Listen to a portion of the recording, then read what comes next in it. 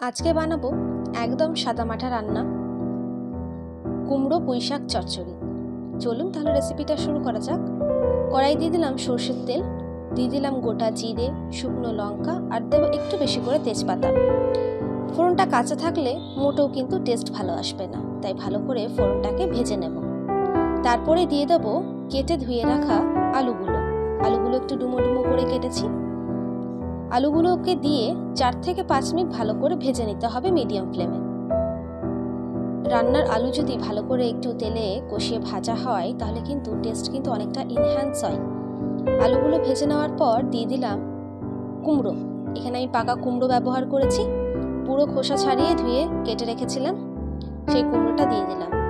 আমার এই ছোট্ট চ্যানেলে যারা নতুন, অনুরোধ থাকবে চ্যানেলটিকে সাবস্ক্রাইব করে পাশে থাকা বেল আইকনটা ক্লিক করে অল নোটিফিকেশনটাকে অন করে দেবেন।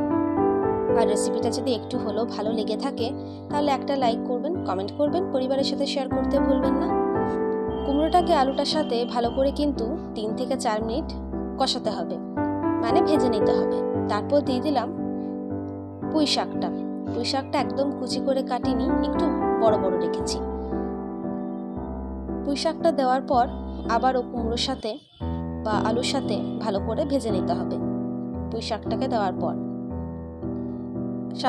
পর ওই 2 থেকে 3 মিনিট ভেজেছিলাম। পরের ভিডিওতে কিসের রেসিপি দেখতে চান অবশ্যই আমাকে জানাবেন, আমি জানতে পেরে খুশি হব এবং সেই রেসিপির ভিডিও নিয়ে যত শীঘ্রই সম্ভব আপনাদের কাছে হাজির হয়ে যাব। দিয়ে দিলাম কয়েকটা কাঁচা লঙ্কা আর পাকা টমেটো। দেওয়ার পর আবারও একটু ভাজতে হবে, আবারও 2 মিনিটের জন্য নেড়ে চেড়ে নিলাম। তারপর দিয়ে দিলাম আদা বাটা, স্বাদ মতো নুন, আপনারা নিজেদের পরিমাণ মতো নুনটা দেবেন।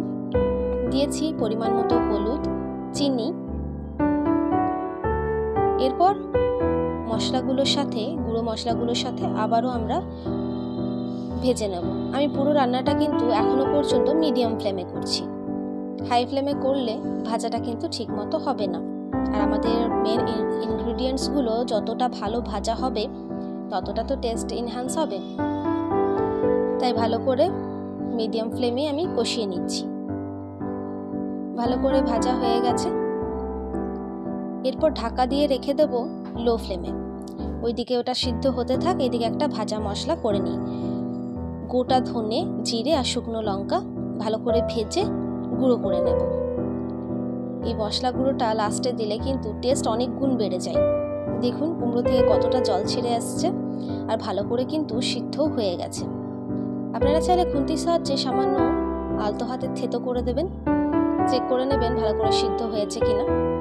কুমড়োতে যেন কোনো রকম এক্সট্রা জল না থাকে। সিদ্ধ হয়ে যাওয়ার পর ঢাকাটা খুলে রেখে দেবেন, যে এক্সট্রা জলটা আছে সেই এক্সট্রা জলটাও আর থাকবে না। দিয়ে দিলাম ভাজা মশলাটা, একটু বেশি করেই মশলা গুঁড়োটা দেব,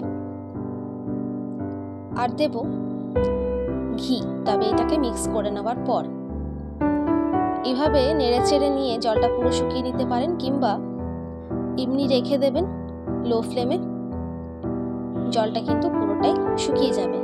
ওই আলু আছে না, আলু তো এক্সট্রা জল টেনে নেয়। ভালো করে মশলাটা মিক্স হয়ে গেছে, এবার দেবো একটু বেশি করে ঘি। অনেকটা ঘি দিয়েছি দেখতে পাচ্ছেন। আর কিছু দেওয়া বা করার কোনো কিছু বাকি নেই।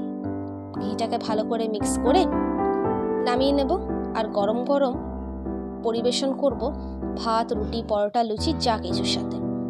চলুন দেখা হচ্ছে পরের ভিডিওতে নতুন রেসিপির সাথে। সুস্থ থাকবেন, ভালো থাকবেন, সাবধানে থাকবেন। কেমন হয়েছে জানাতে কিন্তু ভুলবেন না।